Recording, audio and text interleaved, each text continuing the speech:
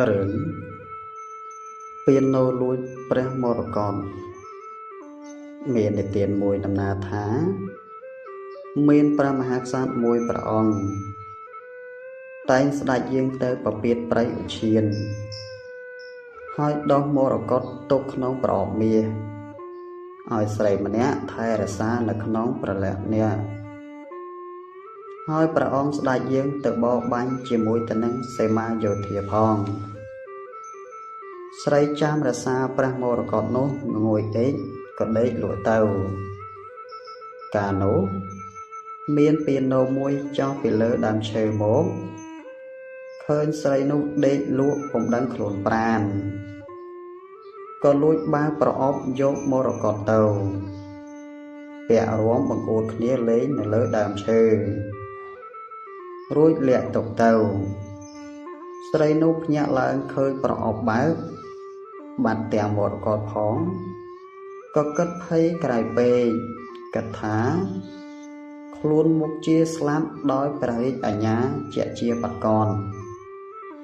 ក៏ខំរត់រកព្រះមរកតពុំឃើញឡើយហើយស្រែកឆោឡោត្រហោយំព្រះមហាក្សត្រស្ដេចមកអំពីបរបាញ់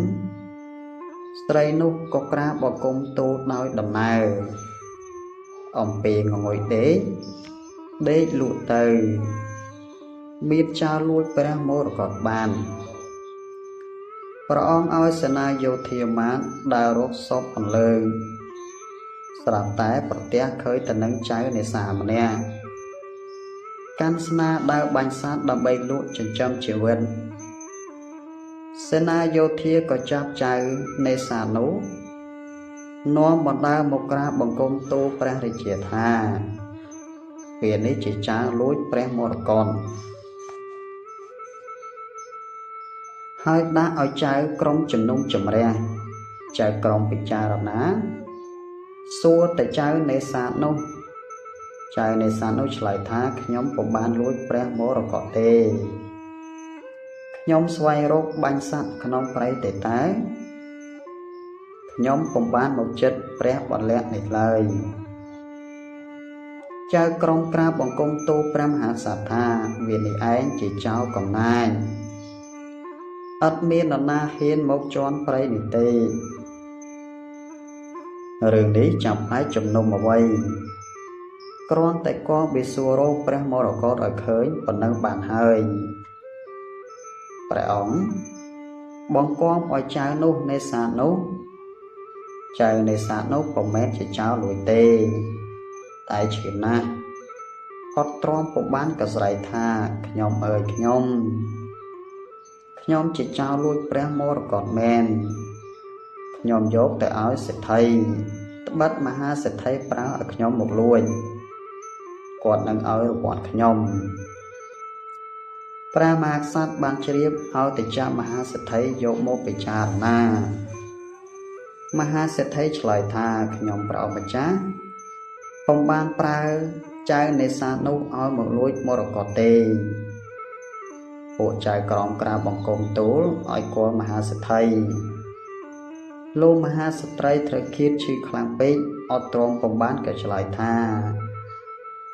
ខ្ញុំអើយខ្ញុំ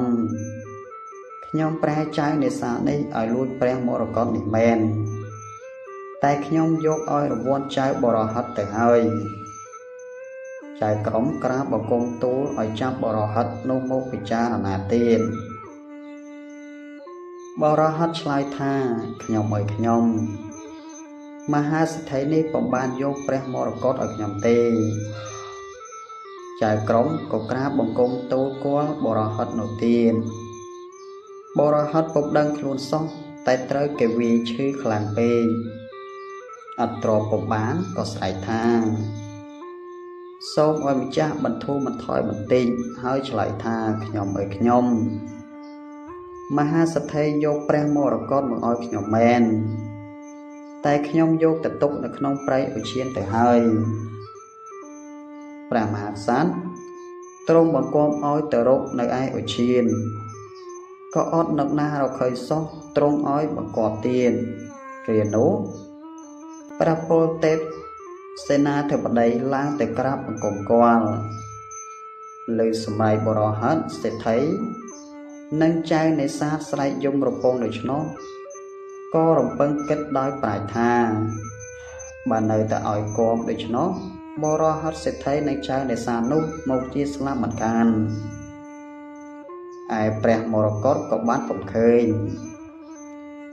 ទៅក្រាបបង្គំសូមយកសេចក្តីនោះទៅពិចារណាព្រះមហាក្សត្រទ្រង់ព្រះរាជអនុញ្ញាតឲ្យពលសេនាធិបតីយករឿងនោះទៅជំនុំពិចារណាជាមួយទៅនឹងពួកសេនាធិបតីព្រះពលទេពសេនាធិបតីក៏នាំជនទាំង3នាក់នោះទៅឃុំក្នុងរោងមួយមានជាជាងចិនលោកវេលាយប់ឲ្យស្មៀនម្នាក់ទៅលបលាក់អូនចាំស្ដាប់ពីក្រោយជញ្ជាំងកុំឲ្យអ្នកទាំង3នាក់ដឹងគ្រានោះមហាសេដ្ឋីនិយាយថា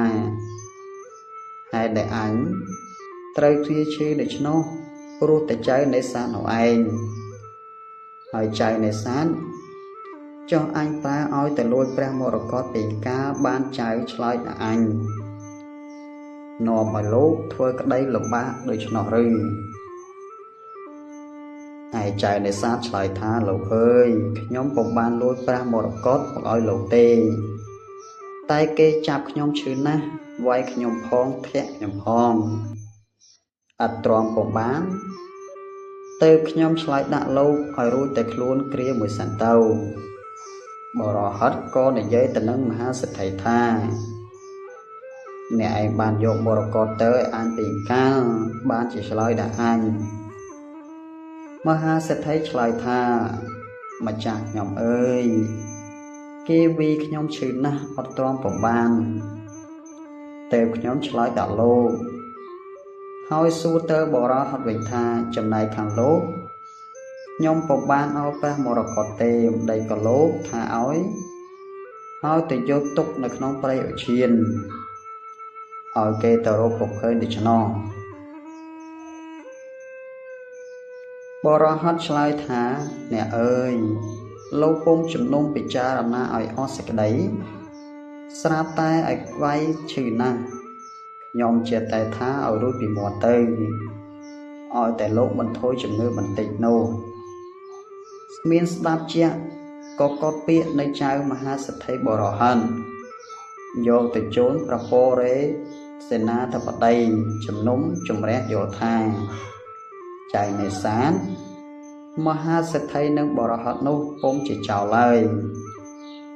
ហើយប្រពលទេពសេនាធិបតីឲ្យជាងធ្វើមរកតមាសទុកព្រះមរកតពីមុនយកទៅថ្វាយព្រះមហាក្សត្រហើយយាងស្ដេចទៅប្រព្រាតព្រៃឧឈានម្ដងទៀតតបព្រះមរកតនៅទីដតីឲ្យស្រីដដែលនោះថែរក្សាផ្ដាំថាឲ្យធ្វើជាដេកលក់ហើយមើលបំណងកាលណាមានចោរមកលួចព្រះមរកតម្ដងទៀតឲ្យស្រែកក៏ក្រើកឡើងផ្ដាំស្រីនោះជាស្រែកព្រះពលទេពសេនាធិបតីក៏ឲ្យសេនាយោធាពូនចាំធ្លាប់មើលហើយព្រះមហាក្សត្រស្ដេចយាងទៅបបាញ់ដូចមុនពីណូដដែលនោះពុំចោលពីចុងឈើគយមើលស្រីនោះដេកលក់កំរើកក៏បើប្រអប់លួចមរកតយកទៅបពាក់រំមកអួតគ្នានៅលើចុងឈើតែស្រីនោះស្រែកថាផ្ទះអាស្វាលួចមរកតអស់សេនាយោធាអាមាត្យដែលចាំយាមក៏បញ្ញាគ្រប់គ្នាស្រែកថាស្វាលួចព្រះមរកតទម្លាក់ទុកក្នុងរំឈើលោកព្រះមហាក្សត្រយាងទៅដល់ព្រះបន្លាក់ហើយស្រីអស់សេនាធិបតីយោធាអាមាត្យក្រាបបង្គំទូលដំណើរសពគ្រប់ព្រះមហាក្សត្រទ្រង់បង្គាប់ឡើងឲ្យទៅមើលរំឈើឃើញព្រះមរកតទាំងចាស់ទាំងថ្មីយកមកថ្វាយព្រះអង្គមានព្រះបន្ទូលថាអោស្វានិតិតាដែលលួចព្រះមរកតនេះសេចក្តីនេះបើពុំបានព្រះពលរេទេពសេនាធិបតីមកជំនុំពិចារណាសូមចៅកងរោពុំឃើញឡើយមកជាគបបរោហិតនៅសេនីមហាសេដ្ឋីនិងចៅនេសាទ ស្លាប់ពំខានឯព្រះមរកតអញក៏នឹកបានអស់រលែង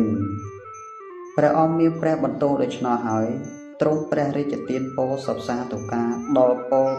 សេនាធិបតីជាអស្ចារ្យនាកណ្ដាលចំណុកអង